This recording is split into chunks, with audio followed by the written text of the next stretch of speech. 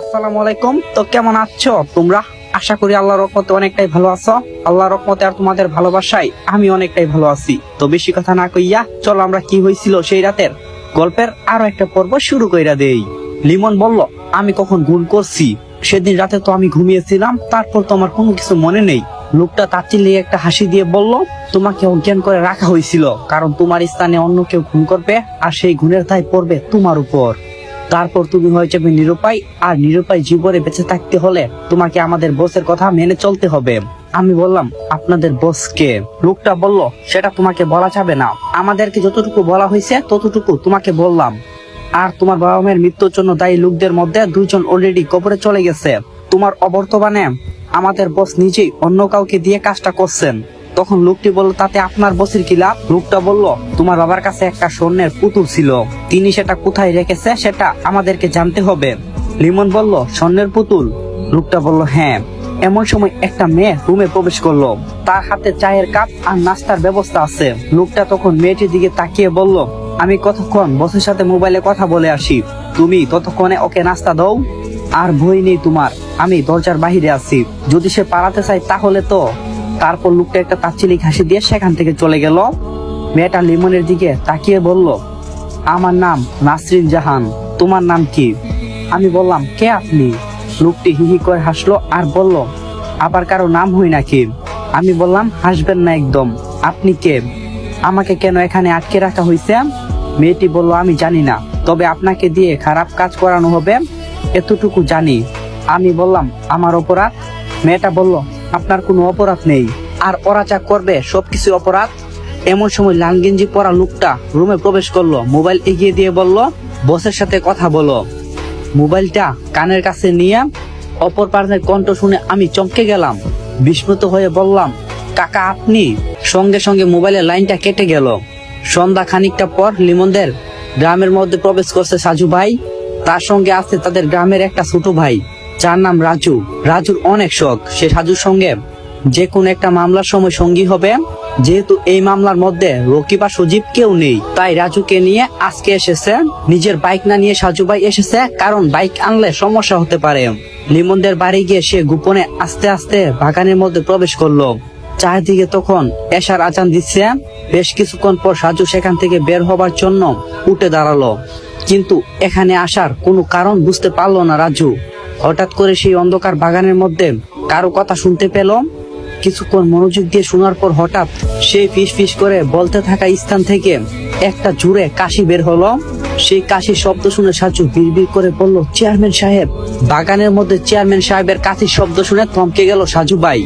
যদিও সে সেখানে একটা আকাঙ্ক্ষা নিয়ে এসেছে, কিন্তু চেয়ারম্যান নিচে উপস্থিত হবে সেটা বুঝতে পারে নাই। তবে নিজেকে কিছুটা ভাবনার মধ্যে নিয়ে গেল, কারণ চেয়ারম্যান সাহেবের সঙ্গে মাত্র একবার দেখা করছে। তখন থেকেই চেয়ারম্যান সাহেবের কাশির শব্দ তার মজুকে গেঁথে গিয়েছিল, কারণ কাশিটা খুব বিরক্তকর লাগছিল। একটু পর চেয়ারম্যান সাহেব বাগান থেকে বের হয়ে গেল। সাজু ভাই আর রাজু ভাই দুজনে আস্তে আস্তে বের হলো। এই মুহূর্তে মুখামুখি হওয়া যাবে না, মনের সকল প্রশ্ন চেপে রেখে অনুসন্ধান করতে হবে গভীরভাবে। নিজেদের এলাকায় ফেরার পথে রাজু জিজ্ঞাসা করলো, আমরা এখানে কেন এসেছিলাম সাজু ভাই? আর ওই লোকটা এখানে কেন? সাজু ভাই বলল, যেহেতু একটা পুতুল নিয়ে সবকিছুর গোলমাল, তাই সেটা অবশ্যই কেউ না কেউ অনুসন্ধান করবে। তাছাড়া যিনি এখানে এসেছিলেন তিনি হলেন এলাকার চেয়ারম্যান। তবে আমার অনুমান মিথ্যা হতে পারে। তাহলে কি চেয়ারম্যান সাহেব জড়িত? সাজু বলল, জড়িত হতে পারে, কিন্তু মূল এটা নয়, কারণ এমন করে পরিকল্পনা করার সাহস তিনি একা নিতে পারবে না। লিমনের সঙ্গে কি কোনোভাবে যোগাযোগ করার ব্যবস্থা করা যায় ভাই? সাজু বলল, কিভাবে করব? রাজু বলল, আমি তো জানি না। সাজু বলল, আচ্ছা ভেবে দেখি। রাতে ডিনার করে সাজু কিছুক্ষণ বিছানায় বসে বসে ভাবতে লাগলো। সবকিছু যেন জট পাকিয়ে আছে। চেন সেলাইয়ের মতো একবার খুলতে পারলে একটানে সবটা খুলে যাবে, কিন্তু যদি গিট্টু লেগে যায় তাহলে মেলা সময় লাগবে। 1 নম্বরে ভাবতে লাগলো তৌহিদ। তৌহিদ কি মিথ্যা বলছে? 2, লিমনের বাবা সেই পুতুল এখন কোথায়? 3, মনিরুল লোকটাকে খুন করলো কেন? রাত পায় গভীর, বিছানায় শুয়ে শুয়ে অন্ধকার রুমের মধ্যে কান্না করছে লিমন। বাবা মায়ের কথা বড্ড মনে পড়ছে তার। সন্ধ্যাবেলা ঘুমিয়েছিল, তখন বাবাকে স্বপ্ন দেখলো, অনেক কিছু উপদেশ দিয়ে চলে গেল। ঘুম থেকে উঠে সে সময় ধরে চোখে পানি পড়ছে। নিজেকে আজ বড় অপরাধী মনে হচ্ছে, সবকিছুর জন্য নিজেকে দায়ী করছে, অথচ সে কিছু জানে না। দরজা খোলার কেরাত করে একটা শব্দ হলো। অন্ধকারে কেউ একজন দরজা খুলে ভিতর প্রবেশ করলো। যিনি প্রবেশ করছেন তিনি লুকিয়ে এসেছেন, কারণ সে বাতি অন করে নাই। আস্তে করে বিছানার পাশে কিছুক্ষণ দাঁড়িয়ে রইল। তার একটা হাত এগিয়ে দিল লিমনের কপালে। মনে হচ্ছে সেই হাতটা কোনো মেয়ের। নাসরিন কি এসেছে?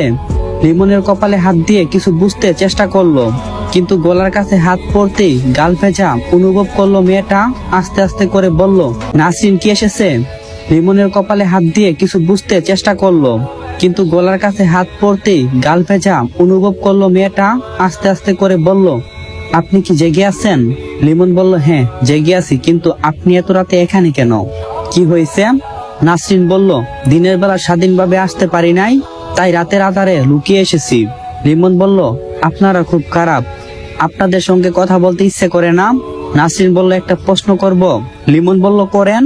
নাসরিন বলল, আপনি কি সেই যার বাবা মাকে পুতুলের পরিকল্পনার জন্য হত্যা করা হয়েছে? লিমন বলল, আমার বাবা মা মারা গেছে, এটা সত্যি, কিন্তু কি কারণে মারা গেছে জানি না। আমি সেটা জানার জন্য চেষ্টা করব, কিন্তু আমি তো এখন বন্দি আছি। নাসরিন বলল, আমি এক সময় আপনার মতোই এখানে খুব অসহায় হয়েছিলাম, কিন্তু ওদের চোখের সঙ্গে জড়িয়ে গেছি আজ কতটা অসহায় আমি। লিমন বলল, আপনারা আমাকে মুক্ত করে দেবেন কবে? মেয়েটা বলল, জানি না, আমি শুধু এখানে রান্না করি আর সবার জন্য চা নাস্তা তৈরি করি। লিমন বলল, আপনাকে কি অপহরণ করা হয়েছে? মেয়েটা বলল, হ্যাঁ, ওদের এখানে বছর খানেক ধরে বন্দি আছি। কতটা কষ্ট হচ্ছে জানেন? কতদিন বের হয়ে গেল, খোলা রাস্তায় হাঁটতে পারি নাই। লিমন বলল, আমারও বারবার আত্মহত্যা করার ইচ্ছে হচ্ছে, খুব খারাপ লাগছে। মেয়েটা বলল, এটা মুখে ভুলেও আনবেন না, এ সময় নিজেকে সাবধান রাখবেন, শুধু একটু ধৈর্য ধরেন আর নিজেকে সৎ রাখেন, তাহলে ঠিক একদিন নতুন সূর্যের দেখা আপনার সাথে হবে। লিমন বলল, আপনার সাথে কথা বলে ভালো লেগেছে, কিন্তু আপনার বসের পরিচয় জানতে পারলাম না। মেয়েটা বলল, সেটা আমিও জানি না, ওরা সবসময় বস বস করে, কিন্তু আজ পর্যন্ত তাকে চিনতে পারিনি। লিমন বলল, জানেন নাকি মিথ্যা বলছেন? মেয়েটা বলল, যা বললাম তাই সত্যি বলছি। আচ্ছা, আপনি মনে হয় বিরক্ত হচ্ছেন, পরে আবারও দেখা হবে। অপরদিকে ভোরবেলা নামাজ পড়ে বারান্দার চেয়ারে বসে সামনের মাঠের দিকে তাকিয়ে আছে সাজু ভাই। খুব চিন্তিত, মোবাইল হাতে নিয়ে বসে আছে। একটু আগে রুহি আর সজীব দুইজনের নাম্বারে কল দিয়েছে, কিন্তু কেউ ফোন রিসিভ করলো না। দুইজনে গতকাল রাতে তাকে কল দিয়েছিল। যেহেতু রুহির মা অসুস্থ, তাই চিন্তা হচ্ছে, তাহলে দুইজন যখন কল দিয়েছে তখন নিশ্চয়ই কোনো কারণ আছে। কিন্তু সকালবেলা উঠে দুইজনের নাম্বারে ট্রাই করা হচ্ছে, কেউ ফোন রিসিভ করছে না। অসুস্থ দুর্বল শরীর নিয়ে বসে আছে। দাদি এসে চা দিয়ে গেছে, সেই চা একটা চুমুক দিয়ে রেখে দিয়েছে। চিনি একটু বেশি হয়েছে, তাই খেতে ইচ্ছে করছে না। আবার ডাক দিয়ে নতুন কাপ নিয়ে আসতে বলছে না। মোবাইলে রুহির কল এসেছে। আসসালামু আলাইকুম সাজু ভাই। সাজু বলল, ওয়ালাইকুম আসসালাম, তো কেমন আছো? আর রুহি, তোমার মা কেমন আছেন? রুহি বলল, মোটামুটি ভালো, হাসপাতালে আছি।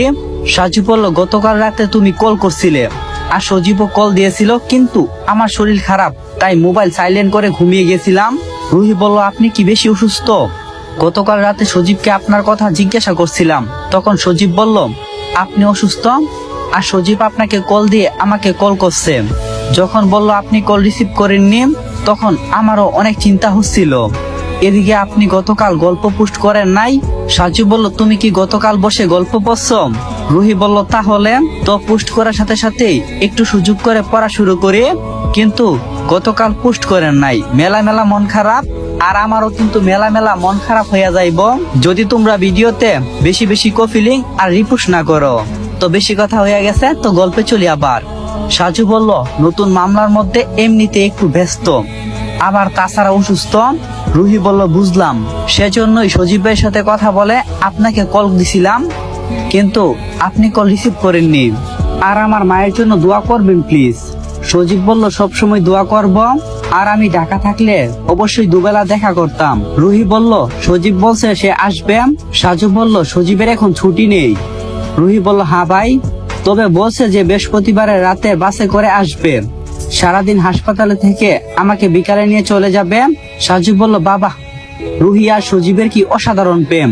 রুহি বলল, আপনি না হলে কি আমাদের পরিচয় সম্ভব ছিল? সাজু বলল, এতে আমার কোনো কিছু করার নাই, কপালে লেখা ছিল, তোমাদের পরিচয় হয়ে গেছে।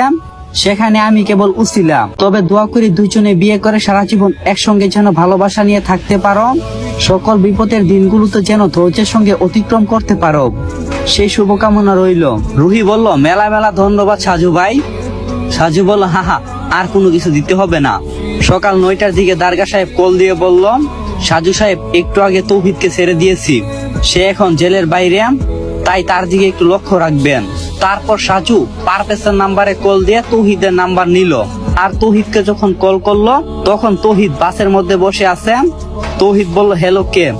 তৌহিদ, আমি সাজু ভাই বলছি, তুমি এখন কোন জায়গায় আছো? তৌহিদ বলল, ভাই আমি বাসের মধ্যে বসে আছি। সাজু বলল, কোথায় যাও, বাড়িতে নাকি? তৌহিদ বলল, না ভাই, খুলনার মেসেজ আসছি, কারণ আমার গ্রামের বাড়িতে সবাই অলরেডি জেনে গেছে যে আমি অলরেডি জেলের মধ্যে ছিলাম। এই মুহূর্তে গ্রামের বাড়িতে যেতে লজ্জা করছে, তাই মেসের মধ্যে যাব। সাজু বলল, তুমি এখন সাবধানে থেকো, সব সময় বাহিরের মধ্যে ঘোরাঘুরি কম করবা। তৌহিদ বলল, কেন সাজু ভাই? সাজু বলল, এমনিতেই বললাম, আর যদি কখন মনে হয় যে তুমি বিপদে পড়ছো তাহলে সঙ্গে সঙ্গে আমাকে কল দিয়ে জানাবা। তৌহিদ বলল, ঠিক আছে ভাই, তাহলে রাখি। সাজু বলল, আচ্ছা ঠিক আছে, আজকে আর কোথাও বের হচ্ছে না।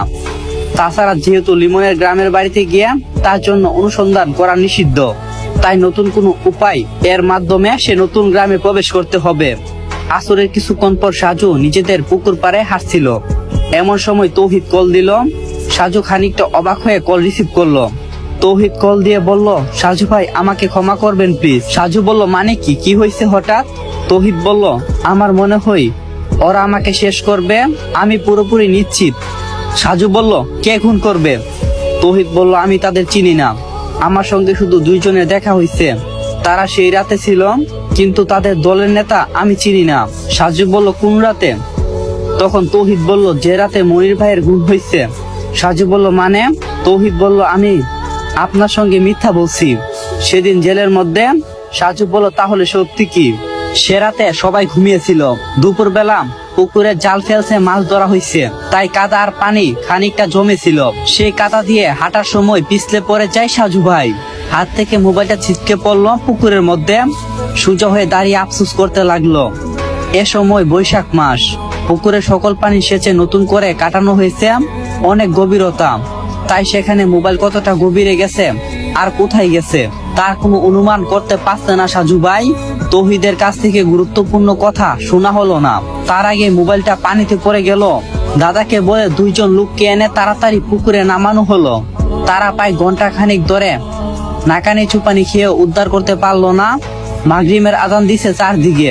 হতাশ হয়ে সাজু ভাই বাড়ির মধ্যে প্রবেশ করলো। অন্যদিকে রাত 10টা, রুমের দরজা বন্ধ করে বিছানায় শুয়ে আছে তৌহিদ, ভয়ে আতঙ্ক, মুখের অবস্থা খুব খারাপ। এমন সময় দরজা ধাক্কা শব্দ। তখন তৌহিদ বলল, কে ওখানে? আমি লিমন, দরজা খুল তৌহিদ। তৌহিদ বিব্রত হয়ে গেল, এখন বারবার দরজা ধাক্কানো হচ্ছে। দরজা খুলে সত্যি সত্যি দেখে লিমন দাঁড়িয়ে আছে। কিরে তুই, ভালো আছোস বন্ধু? তোকে আমরা কত খুঁজেছি তুই জানস? লিমন বলল, কেমন আছো তৌহিদ? তৌহিদ বলল, ভালো না বন্ধু, খুব খারাপ। কেন তৌহিদ? বিশ্বাসঘাতকতা যারা করে তারা তো খারাপ থাকার কথা নয়। তৌহিদ দেখলো লিমন ততক্ষণে দরজা বন্ধ করে দিয়েছে। সে ভাবছে চিৎকার করবে, কিন্তু লিমন ততক্ষণে তার রুমের নিচের সাউন্ড বক্সটা অন করে ফুল ভলিউম বাড়িয়ে দিল। এত রাতে মেসের অন্যরা কি ভাববে তাতে লিমনের কোনো কিছু আসে যায় না। তৌহিদ বলল, তুই কি এসব বলছিস? আমি বললাম, দেখ তৌহিদ, পৃথিবীর ইতিহাসে মির্জাফর হচ্ছে বিশ্বাসঘাতক হিসাবে অধিক পরিচিত, আর সেই বিশ্বাসঘাতক মির্জাফরকে কিন্তু ইংরেজরা আবার হত্যা করছে। তাদের উদ্দেশ্য সফল করার জন্য তারা তাকে ব্যবহার করছে, কাজ শেষ করে কিন্তু তাকে সরিয়ে দিয়েছে। তোকে যারা ব্যবহার করছে তারা আবার আমাকে এখন তোকে খুন করতে পাঠিয়েছে। তুই আমার অনেক ভালো বন্ধু, কিন্তু তবুও হাসতে হাসতে তোকে আমি খুন করব। রুমের মধ্যে চারদিক কাঁপিয়ে বক্সে ডিজে গান চলছে। তৌহিদ পিছনে সরতে গিয়ে খাটের সঙ্গে ধাক্কা খেয়ে বসে পড়ল। আর লিমনের হাতে এতক্ষণ যে লাঠির মতো ছিল সেটা কভার খুলে সে একটা চকচকে ছুরি বের করলো। মুহূর্তের মধ্যে তৌহিদ বিছানা থেকে উঠে তাকে আঘাত করতে যাবে, তার আগে লিমন বাম হাত দিয়ে ধাক্কা দিয়ে ডান হাতের ছুরি পেটে চালান করে দিল। আহত তৌহিদ বিছানায় শুয়ে শুয়ে কাতরাচ্ছে। আর এদিকে লিমন যেন তৌহিদের মুখ চেপে তার গলা কাটার জন্য ব্যস্ত হয়ে রইল। তৌহিদের লাশটা ভালো করে বিছানায় শুয়ে দিয়ে একটা খাতা দিয়ে ভালো করে মুড়িয়ে দিল। দেখলে মনে হয় যেন সে ঘুমিয়ে আছে। তারপর নিজের রক্তমাখা গেঞ্জি খুলে আরেকটা গেঞ্জি পরে গানটা বন্ধ করলো। তৌহিদের মোবাইল বের করে সাজুর নাম্বারে কল দিল রিমন, কিন্তু নাম্বার তো বন্ধ, কারণ সাজুর মোবাইল যে পুকুরে পড়ে গেছে সেটা লিমন জানে না। দরজা খুলে দেখে মেসের দুইজন সদস্য দাঁড়িয়ে আছে, মাহিম ও তামাল। তামাল বলল, কিরে রিমন তুই? হ্যাঁ মার তো আসলাম, কিন্তু তৌহিদের অনেক জ্বর এসেছে।